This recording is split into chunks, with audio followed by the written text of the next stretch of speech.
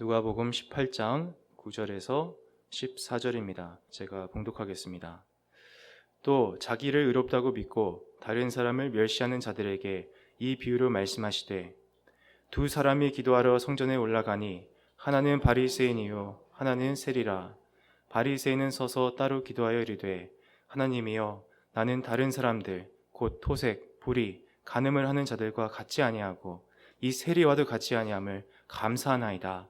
나는 일에 2번씩 금식하고 또 소득의 11조를 드리나이다 하고, 세리는 멀리 서서 감히 눈을 들어 하늘을 쳐다보지도 못하고 다만 가슴을 치며 이르되, 하나님이여, 불쌍히 여기소서. 나는 죄인이로소이다 하였느니라. 내가 너에게 이르노니 이에 저 바리새인이 아니고 이 사람이 의롭다 하심을 받고 그의 집으로 내려갔느니라. 무릇 자기를 높이는 자는 낮아지고 자기를 낮추는 자는 높아지리라 하시니라. 아멘. 오늘은 하나님이 원하시는 마음이라는 제목으로 말씀을 전하겠습니다. 오늘은 누가복음에 나오는 예수님의 비유 하나를 함께 보겠는데요. 제가 가장 좋아하는 비유 중 하나입니다. 산상수훈 다들 아시죠? 이 비유는 산상수훈을 아주 잘 요약해주고 있습니다. 그래서 어떻게 보면 산상수훈의 요약, 비유 버전이라고 할 수 있습니다. 여러분, 산상수훈 마태복음 5장에서 7장을 읽으신 다음에 어떤 결론이 나와야 되냐? 오늘 비유에 나오는 이 세리의 기도가 나와야 합니다. 하나님, 이 죄인을 불쌍히 여기소서. 그 결론이 안 나오고, 그 기도가 안 나오고, 이렇게 살아야지, 충분히 살 수 있어 라고 결론을 내린다면 산상수훈을 잘못 읽은 거예요. 말귀를 못 알아들은 것입니다. 이 비유로 돌아와서 이 비유의 주제는 무엇입니까? 바로 과연 누가 거룩하신 하나님 앞에 설 수 있는가 하는 것입니다. 다른 말로 누가 구원을 받을 수 있는가 하는 것입니다. 여러분, 누가 구원을 받을 수 있습니까? 누가 거룩하신 하나님 앞에 설 수 있습니까? 그 답은 다 아시죠? 오직 주 예수 그리스도를 믿는 사람입니다. 회개하고 주 예수를 믿는 사람만 하나님 앞에 설 수 있습니다. 그런데 여러분, 그 예수님을 믿는다는 것이 무엇입니까? 믿는다는 게 뭐죠? 믿는다고 입술로 고백하는 겁니까? 주여 믿습니다. 그럼 믿는 거예요? 세례 받는 것입니까? 어떤 종교 행위를 하고 선하게 사는 것입니까? 그게 믿는 것입니까? 오늘 예수님께서는 믿는다는 것은 무엇보다 하나님이 원하시는 마음가짐을 갖는 것이라고 하십니다. 그 마음이 있어야지 믿는 것이라고 하세요. 그 마음이 없으면 아무것도 아니에요. 가짜 믿음입니다. 구원 못 받은 사람입니다. 그래서 오늘 비유를 함께 보면서 진짜 믿음이 무엇인지, 하나님이 우리에게 원하시는, 바라시는 마음이 무엇인지, 마음가짐이 그걸 돌아봤으면 좋겠습니다. 이제 2가지를 나누겠는데요. 첫째로 하나님이 원하시는 마음은 내 죄에 대해서, 내 자신의 죄에 대해서 겸손히 애통하는 마음입니다. 겸손함과 애통함이 있어야 돼요. 이제 9절을 보겠습니다. 이 비유의 대상이 나옵니다. 예수님께서 누구를 대상으로 이 비유를 말씀하셨습니까? 누가가 명시하고 있죠? 자기를 의롭다고 믿고 다른 사람을 멸시하는 사람들이었습니다. 보통 예수님께서 바리새인들의 대상으로 이 비유를 말씀하셨다고 생각들을 합니다. 맞습니다. 대체적으로 바리새인들은 자기들이 굉장히 의롭고 영적이고 잘났다고 믿었고요, 다른 사람들을 멸시했어요. 그런데 비단 바리새인들만 그랬을까요? 아니죠. 그 예수님을 따르던 무리들, 심지어 그 12 제자들까지도 그런 경향이 있었습니다. 그리고 돌아보면 우리 역시도 이러한 경향이 있지 않습니까? 우리도 나를 의롭다고 믿고 남을 쉽게 멸시합니다.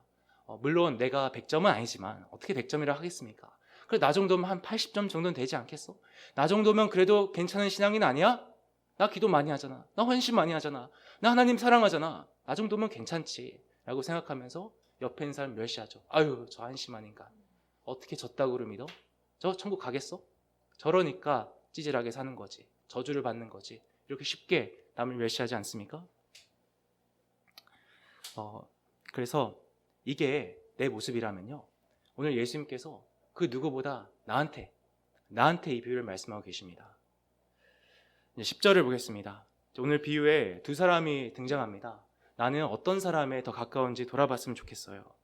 이 2 사람이 기도하러 성전에 올라갔다고 합니다. 올라갔다는 게요, 왜냐하면 저번에도 말씀드렸지만 성전이 산 위에 있었기 때문이에요. 어떤 영적인 의미가 있는 게 아닙니다. 한 사람은 바리새인이었고 한 사람은 세리였습니다. 바리새인은 당시 종교인이었어요. 지금으로 치면 전도사, 목사, 선교사 같은 사람이었습니다. 성경이 바리새인을 워낙 안 좋게 묘사해서 우리도 바리새인에 대해서 안 좋은 그 부정적인 선입관을 갖고 있습니다. 그렇죠? 굉장히 교만하고 예수님을 시시건건 대적하고 핍박하고 결국 죽인 사람들, 나쁜 놈들 그렇게 알고 있습니다. 맞습니다. 하지만 우리가 알아야 할 것은 당시 바리새인들이 이 유대인들의 그 선망과 존경의 대상이었다는 거예요. 누가 봐도 하나님을 정말 사랑하고 하나님을 정말 온 힘을 다해 따르는 믿음 가장 좋은 사람들이었습니다.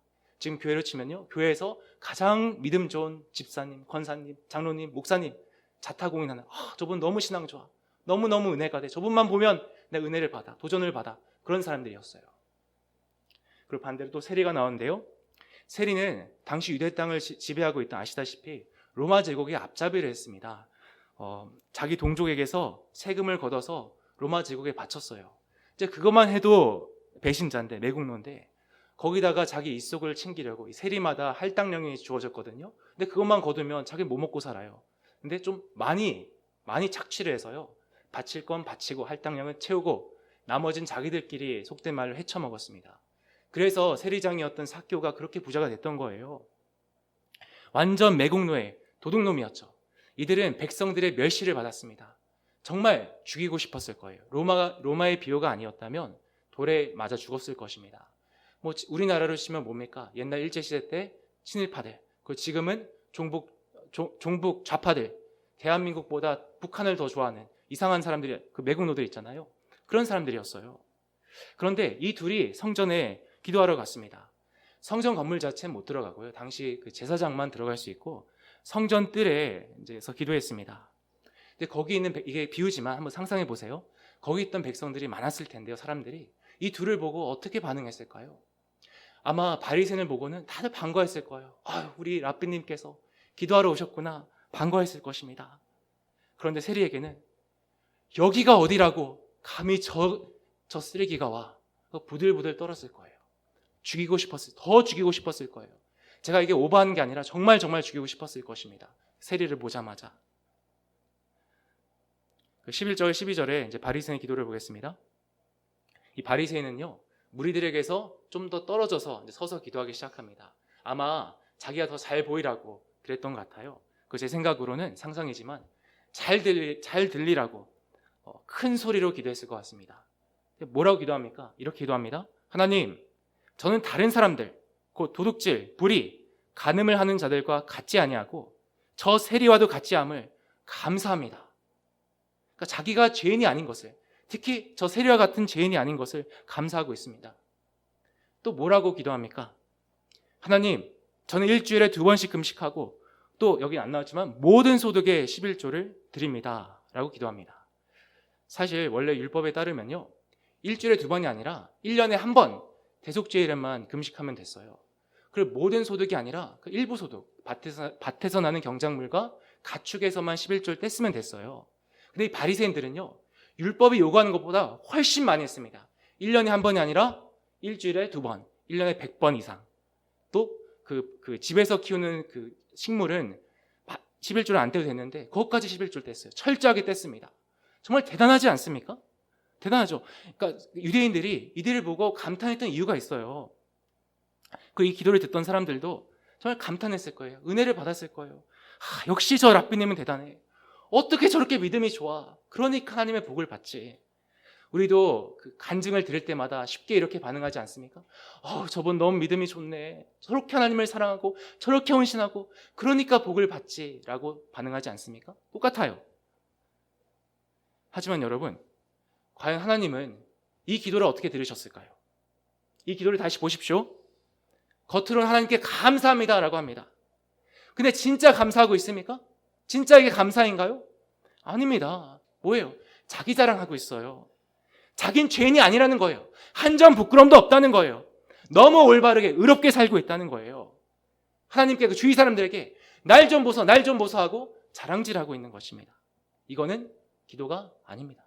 아니에요. 그에 반대로 세리는 어떻게 기도합니까? 13절 보겠습니다. 13절 보세요. 그냥 멀리 섰다고 나와 있어요. 아마 사람들의 분노 어린, 거의 광기 어린, 자기를 죽이고 싶어하는 그 눈초리가 상당히 부담이 되기도 하고요. 여러분 생각해 보세요. 다시 비우지만 생각해 보세요. 세리가 사람들이 자기를 싫어하는 걸 몰랐겠습니까? 당연히 알았죠. 그런데도 불구하고 성전에 왔어요. 그만큼 절박했다는 거예요, 하나님 앞에서.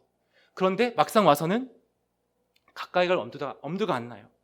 너무 죄송하고 부끄러워서 하늘도 쳐다보지 못합니다. 다만 자기 가슴을 치면서 이렇게 기도합니다. 하나님, 저를 불쌍히 해주세요. 전 죄인입니다. 전 죄인입니다. 근데 여러분, 이 기도를 들은 사람들이 어떻게 반응했을까요? 제 생각으로는요, 오히려 더 분노했을 것 같아요. 뭐? 불쌍히 여겨달라고? 불쌍히 여겨달라고? 여러분 생각해 보세요. 매국노예, 도둑놈의 원수가 교회에 와서 하나님, 저 좀 불쌍히 해주세요. 눈물을 흘리면서 기도하고 있습니다. 그럼 어때요? 얼마나 얄밉겠습니까? 얼마나 화가 나겠습니까? 더 죽이고 싶죠? 그렇지 않습니까? 저만 그렇습니까, 여러분? 다들 신앙이 다 고매해서 안 그런가 봅니다. 그런데 오늘 예수님께서는 뭐라고 하십니까? 마지막 14절에 바리새인이 아니라 세리가 의롭다 하심을, 칭의 하나님께서 너 의롭다라고 하심을 받고 그의 집에 내려갔단다. 자기를 높이는 자는 낮아지고 낮추는 자는 높아질 것이란다 라고 하십니다. 하나님은 바리새인이 아니라 세리에게 너가 의롭다, 너가 구원받았다라고 하신 것입니다. 다른 말로 세리는 어디 갔어요? 천국 가고 바리새인은 어디 갔어요? 지옥 갔다는 거예요. 지금으로 치면 겉으로 볼 때 너무너무 믿음이 좋아 보이는 집사님, 권사님, 장로님, 전도사님, 목사님은 지옥 가고 온 교회는 멸시를 받던 나이론 같은 저 사람이 어떻게 예수 믿는 사람이야, 가짜지, 멸시를 받던 그 사람은 천국 갔다는 거예요. 여러분, 이게 납득이 가십니까? 어떻게 이런 일이 있을 수가 있어요? 아마 이 비유를 들은 바리새인들이요, 노발대발했을 거예요. 뭐? 내가 죄인이라고? 내가 지옥 간다고? 내가 저 세리보다 못한다고? 그 다른 사람들도 도무지 이해가 안 갔을 거예요. 아니, 어떻게 세리가 구원받아? 우리로 치면 어떻게 종북자파가 구원을 받아? 그렇게 한 거예요. 그런데요, 이 답은 간단합니다. 굉장히 간단해요. 바리새인은 예수를 믿지 않았고 세리는 믿었다는 거예요. 둘 다 겉으로 볼 때 믿는 것 같았어요. 둘 다 성전에 왔잖아요. 지금 치면 둘 다 교회 왔어요. 그리고 오히려 바리새인의 믿음이 더 좋아 보였습니다. 세리는 가짜 같았고, 그러나 주님께서는 바리새인이 가짜고 세리가 진짜였다고 하십니다. 근데 왜 그렇습니까? 왜냐하면 바리새인은 자기가 죄인이라는 것을 인정하지 않았기 때문이에요. 만약에 여러분 이 바리새인에게 당신 죄인입니다, 당신 죄인이에요, 회개합니다 라고 했다면 뭐라고 대답했겠습니까? 뭐? 내가 무슨 죄인이야? 내가 무슨 죄를 졌어? 나처럼 의로운 사람 있으면, 나처럼 예수 잘 믿는 사람 있으면 나와보라고 해 라고 하지 않았겠습니까? 바리새인은 자기가 의인이라고 굳게 믿었어요. 이런 분들이 교회 안에 은근히, 아니 아주 많습니다. 나는 그래도 옳고 의롭다고 생각합니다. 내가 무슨 죄인냐고, 나같이 예수 잘 믿는 사람 있으면 나와보라고 합니다. 맞죠? 그런데 보십시오. 여러분, 우리가 다 예수를 믿죠? 예수를 믿으십니까? 정말 믿으십니까? 자, 웬만하면 아멘 강요 안 하지만 믿으십니까, 여러분? 난 예수 믿는 사람입니까? 근데 예수님을 믿는다. 저는 예수님을 믿습니다. I believe in Jesus. 그게 무슨 뜻이에요? 그 예수님께서 내 죄를, 내 모든 죄를 대신 짊어지시고 십자가에 날 대신해서 죽으셨고 3일 만에 부활하셨다. 그걸 믿는 거잖아요. 맞죠? 그게 핵심 중에 핵심입니다. 난 예수님을 믿습니다. 그 말에 담겨 있는 거예요. 근데 그 말의 기본 전제가 무엇입니까? 내가 죄를 졌다는 거예요. 내가 죄인이라는 거예요. 그것도 그냥 죄인이 아니라 추악한, 비참한 지옥 가야 할 죄인이었다는 거예요. 얼마나 큰 죄인이면, 얼마나 추악한 죄인이면 다른 걸로 해결이 안 되고 성자 하나님 예수님께서 대신 죽으셔야 했겠습니까? 그래서 내가 죄인이라는 걸 인정하지 않으면 예수님을 믿는다는 그 말이 성립이 안 돼요. 말이 안 됩니다. 예수님을 믿는 게 아니에요. 착각하는 거지. 여러분, 예수를 믿는다는 것은요, 내가 죄인이고 병자라는 거예요. 그런데 이런 나를 예수님께서 그 생명으로 살리시고 고치셨다는 것입니다. 그래서 그 은혜가 놀라운 거 아닙니까? 그런데 내가 죽을 죄인이고 병자가 아니라면 왜 예수가 필요합니까? 왜 필요하죠? 예수님께서 뭐라고 하셨죠? 나는 병자를, 죄인을 부르러 왔다고 하셨어요. 그래서 지금 교회 안에는요, 의인이, 건강한 사람이 너무 많아요. 너무너무 많습니다.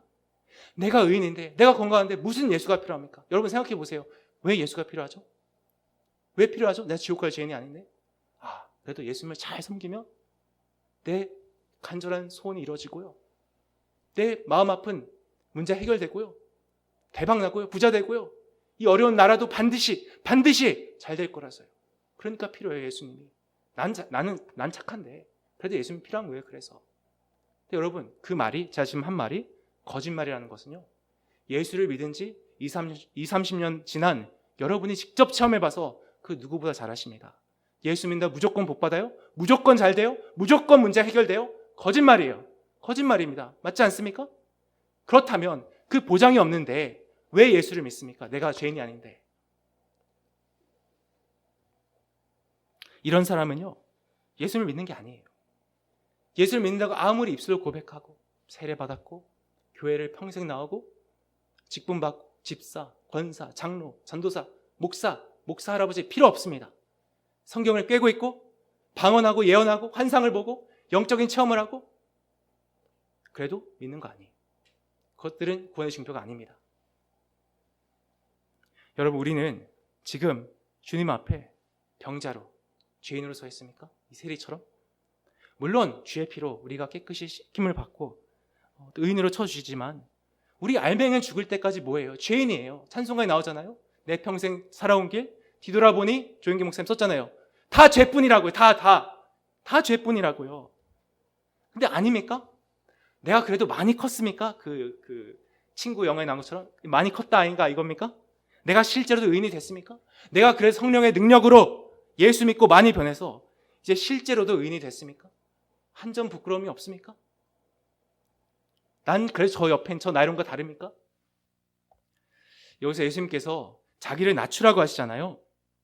한마디로 겸손하라는 것입니다. 겸손. 근데 여러분, 우리가 겸손해야 되잖아요. 이 겸손이 뭔지 아세요? 겸손은요, 내가 예를 들어서 80점인데 60점인 척 하라는 게 아니에요. 내가 원래 80점인데 전 60점밖에 안 됩니다. 그게 아니에요. 그게 아니라 좀 그 고상한 단어를 쓰자면 자기 객관화가 되는 거예요. 자기 객관화. 사람은 자신을 좀 과대평가하는 경향이 있잖아요. 그게 아니라 객관적으로 하나님이 보시는 그 눈길로 나를 보는 거예요. 이게 좀 말이 어려우면 쉽게 말해서 주제 파악을 하는 거예요. 겸손이 뭐냐? 자기 객관화, 주제 파악이 되는 거예요. 여러분, 우리 주제가 뭐죠? 나는 뭐죠? 난 잘난 사람이요? 나 기도 많이 한 사람이요? 헌신 많이 한 사람이요? 착한 사람이요? 아니요. 죄인이에요. 비참한 죄인, 지옥 가야 할 죄인. 그 겸손은 내가 죄인임을 보는 겁니다. 내가 죄인이구나. 나 지옥 가야 되는구나. 나 추악하구나. 그걸 보는 거예요. 이것을 산상수훈에서는 팔복에서 나오는 이게 그 심령의 가난한 심령입니다. 가난한 심령, 가난한 영. 내 영에 내세울 게 없는 거예요. 붙잡을 게 없는 거예요. 하나님, 전 내세울 게 없습니다. 죄인입니다. 은혜가 필요합니다. 그 가난한 영, 주제 파악, 자기 객관화, 겸손, 그것이 우리 크리스천이 가져야 할 가장 기본적이고요 중요한 마음가짐입니다. 주여, 저는 죄인입니다. 이게 없으면 크리스천이 아니에요. 만약 우리가 죽어서 하나님 앞에 섰을 때 이 바리새인과 같이, 하나님, 저 좀 보세요. 저 얼마나 의로워요. 저 더럽게 살지 않았어요. 저 주를 위해서 헌신했습니다. 저 기도 많이 했어요. 저 같은 사람은 당연히 천국 들어가야죠. 천국뿐만 아니라 빛나는 면류관을 주시고 큰 저택을 주셔야죠. 저 같은 사람에게는. 내가 의롭다는 것이 내 중심의 고백이며 내 진심이면 외람되지만 지옥 갈 거예요. 가장 뜨거운 곳으로 갈 것입니다. 왜입니까? 예수를 믿지 않고 나를 믿었기 때문이에요. 오직 예수님의 공로로, 방금 그 찬송 불렀잖아요. 주의 공로 의지하여 주께 가오는데, 예수님의 공로, 말이 어려우면 예수님의 성적표를 들고 천국 들어가는 건데, 그게 아니라 내 알량한 의, 내 공로, 내 성적표를 내세우니까 당연히 지옥 가죠. 당연히 불합격이죠. 성경은요, 우리 의가 마치 누더기 같다고 했어요. 우리가 아무리 노력해서 헌신해서 의를 세워도 그게 하나님 앞에서는 역겹다는 거예요. 추악하다는 거예요. 근데 그걸 내세우니까 못 가죠. 근데 제가요, 심히 우려되는 것은, 심히 걱정되는 것은 교회 밖에 말고요, 교회 안에 많은 사람들이, 나이롱 말고 겉으로 볼 때 진짜 같은 많은 사람들이 오늘 바리새인처럼 나를 높인다는 거예요. 내가 죄인인 것을 인정하지 않아요. 내가 죄인이 아니니까 예수님을 붙들지 않습니다. 나를 붙들어요. 내 알량한 의, 내 공로. 그리고 자기가 예수 믿는다고 평생 착각하다가 지옥으로 갑니다. 이게 대다수예요. 소수가 아니라. 이게 제 말이 아니라 주님의 말씀이에요. 마태복음 7장에 그날에 소수의 사람이 아니라 많은 사람이 내게 와서 주여 주여 라고 할 거지만 난 그들에게 난 너를 안 적이 없다. 너 구원 받은 적 없어. 너 나 믿은 적 없는 거야 라고 하신다는 거예요. 여러분, 오늘 세리처럼 하나님 저를 불쌍히 여기소서. 전 죄인입니다. 이 중심의 고백이 있습니까? 내가 예수님을 정말 믿는다면 오늘 세리처럼 저 사람이 아니라 내가 죄인이라는 뼛속 깊은 자각이 있어야 합니다. 아버지 앞에 부끄럽고 죄송해야 돼요. 내 심령이 깨져야 합니다. 여러분, 깨진 심령 아시죠? 깨진 심령이 뭔지 아십니까? 하나님 상처받았어요. 억울해요. 힘들어요. 왜 이렇게 저만 삶이 힘들어요? 이게 아니라 내 죄를 깨닫고 내 죄 때문에 괴로워하고 애통하며 절규하는 것입니다. 왜? 내 죄 때문에 예수님이 죽으셨잖아요. 나 때문에 내가 어떻게 보면 우리가 매일 그 사도신경을 고백할 때 본디오 빌라도에게 죽임을 당했다고 하는데 그게 아니라 더 근본적으로 내가 죽인 거예요, 예수님을. 그런데도 불구하고 여전히 죄를 붙들고 못 놓고 있는 내 모습을 볼 때 절규가 나오는 거예요. 아버지, 저를 불쌍히 여겨주세요. 용서해 주세요. 구해 주세요. 라고 울부짖는 것입니다. 그 마음이 있어야 돼요. 겸손히 애통하는 마음이 있어야지 진정으로 주님을 믿는 것입니다. 그게 없으면 믿는 게 아니에요. 여러분, 우리가 살면서 수많은 은혜를 받지 않습니까? 근데 그 수많은 은혜 중에, 하나님으로부터 받은 은혜 중에 가장 중요한 은혜가 뭔지 아십니까? 바로 용서의 은혜예요. 용서의 은혜. 왜? 용서의 은혜를 못 받으면 이 땅에서 아무리 잘 살아도 지옥 가잖아요. 그리고 이 용서의 은혜야말로 그 어떤 은혜보다 큰 기쁨을 줍니다. 그런데 이 용서의 은혜는 누구만 경험합니까? 바로 겸손히 애통하는 사람만 경험합니다. 여기 하나님을 만나서 회개해 보셨던 분들은 그 용서의 은혜를 경험해 보셨잖아요. 그렇게 간절히 회개했을 때 하나님께서 내가 너를 용서한다. 내 아들의 생명으로 너를 용서한다. 내가 너를 그만큼 사랑한다. 내 사랑하는 아들아, 내 사랑하는 딸아. 그 아버지의 음성을 들어보셨잖아요. 그 음성을 듣고 나도 그 사랑에 감격해서 아버지와 예수님을 뜨겁게 사랑했잖아요. 그런데 여러분, 왜 지금은 그 사랑이 식었죠? 왜 지금은 그 음성이 안 들리죠? 왜 예배를 드려도 마음의 은혜가 안 되죠? 왜냐하면 내가 죄인이라는 것을 마음으로 잊어버렸기 때문이에요. 더 이상 간절하게 용서를 구하지 않습니다. 물론 습관적으로 입술로는 회개하죠. 하지만 마음을 찢지 않습니다. 이 세리처럼 울부짖지 않아요. 왜? 나는 잘났으니까. 난 의로우니까 그래도. 그래서 아버지의 그 용서와 사랑을 경험하지 못해요. 그러면서 심령이 메마르고 굳어갑니다. 내가 의인이란 착각에 점점 빠져요. 점점 주제 파악을 못하면서 교만해집니다. 내 심령이 부유해집니다. 내가 뭐가 은혜가 필요해? 나 은혜 필요 없어, 나 같은 의인은. 이렇게 됩니다. 그러니까 하나님이 복을 주셔도 내가 잘했으니까, 내가 기도 많이 하고 헌신했으니까 당연히 주시는 거지. 당연하게 여기고요. 좀 고난을 주시면 내가 해드린 게 얼만데 어떻게 내게 이러실 수가 있냐고 원망과 응어리를 쏟아냅니다. 믿음이 좋다고 하는데 배은망덕한 괴물이 됩니다. 여러분, 교회 안에 이런 괴물이 한두 명입니까? 한두 명입니까? 나는 그러지 않습니까? 오늘 우리 마음을 돌아봤으면 좋겠습니다. 혹시 내가 죄인이라는 것이 머리로도 인정이 안 된다면 죄송하지만 그 믿음이 가짜일 가능성이 굉장히 큽니다. 정말 회개하고 주님을 믿어야 합니다. 그래야지 구원받습니다.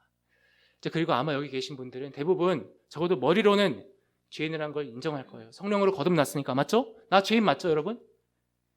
그리고 한때는 이 세리처럼 눈물로 회개했던 경험도 있을 거예요. 근데 문제가 무엇입니까? 지금은 내 죄가 안 보인다는 거예요. 왜 안 보이죠?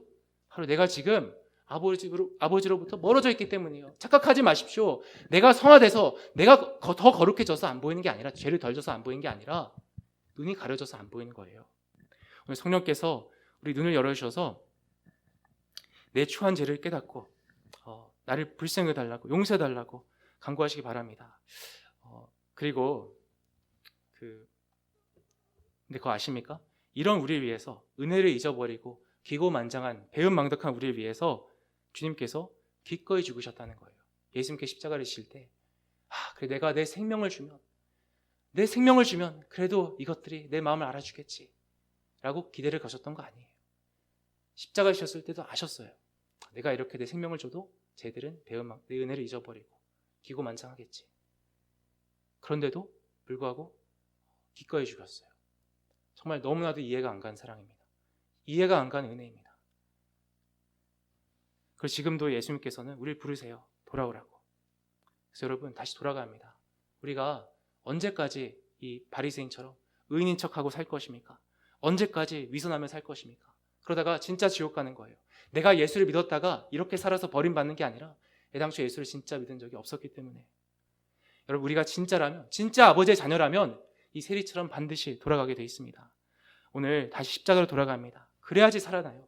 나를 낮춰야지 세워주십니다. 오늘 그 은혜가 있길 바랍니다. 짧게 이제 둘째로, 하나님이 원하시는 마음은 형제를 존중하는 마음입니다. 오늘 여기 나오는 그 바리새인의 모습을 다시 보십시오. 얼마나 대놓고 세리를 멸시합니까? 대놓고 멸시하잖아요. 사람들 앞에서. 이렇게 자기가 의롭다고 믿는 사람은요, 쉽게 남을 멸시합니다. 왜 멸시하죠? 그래도 나는 너보다 낫다는 거예요. 그렇지 않습니까? 근데 그게 교만이에요. 하나님이 가장 싫어하시는 하나님을 처음 만나서 신앙에 불타는 분들이 이 수렁에 쉽게 빠집니다. 이 선무당이 사람 잡는다고 하나님께 헌신한 건 좋은데요, 어느 순간부터 주위 사람들이 한심하게 보여. 같잖아 보여. 왜 저렇게 살아? 왜 저렇게 믿어? 도무지 이해가 안 가네. 속으로 형제를 멸시하고 정죄합니다. 저도 그랬는데 누구보다 제가 오늘 나오는 바리새인의 마음을 정말 잘 이해하는 게요, 저도 만만치 않았기 때문이에요. 제가 6학년 때 하나님을 만났어요. 만난 건 좋은데 어렸을 때 만나다 보니까 그래도 나는 하나님께서 나를 특별히 사랑하시니까 일찍 만나신 거지 라는 착각에 빠졌습니다. 그래서 저처럼 10대 이전에 하나님을 만난 사람들은 소위 성골, 20, 30대 하나님 만난 사람들은 진골, 그 후에 만난 사람들은 죄송하지만 떨거지로 봤습니다.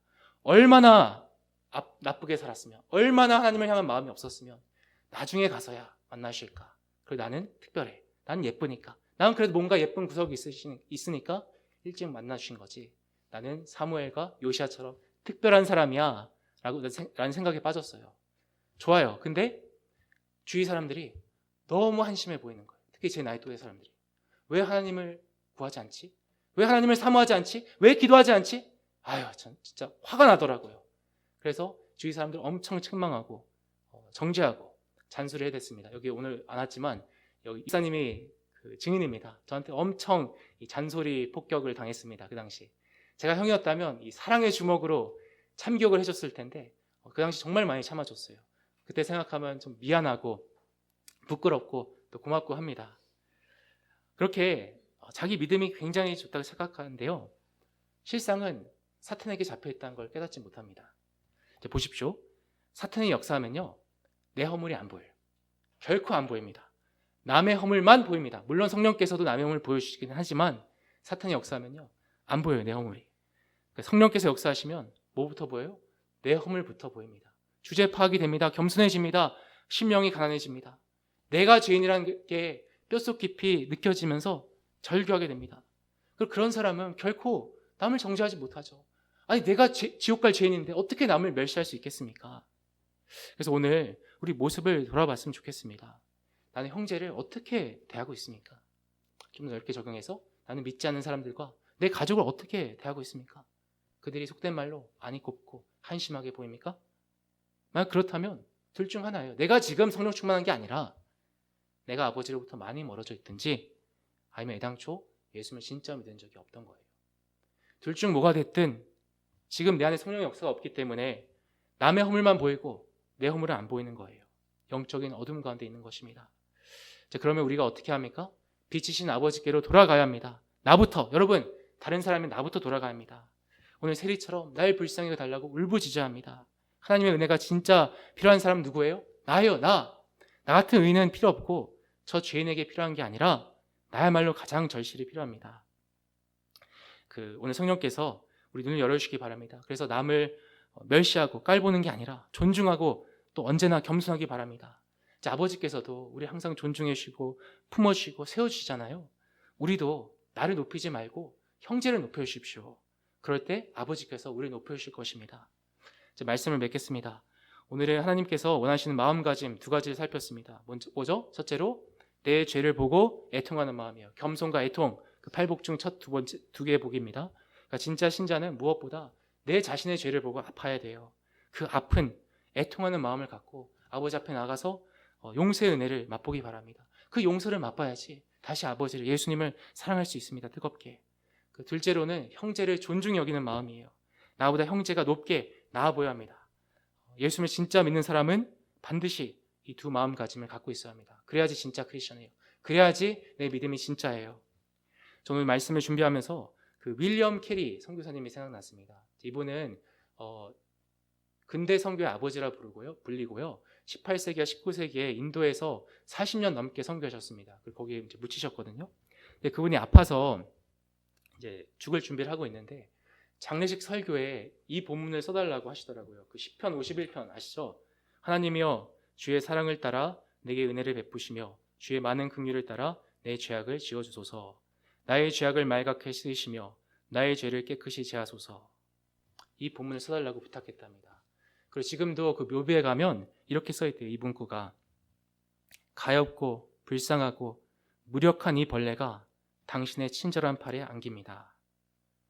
이 선교사님은요 평생 주를 위해 헌신했어요. 평생. 자랑할 만 하잖아요.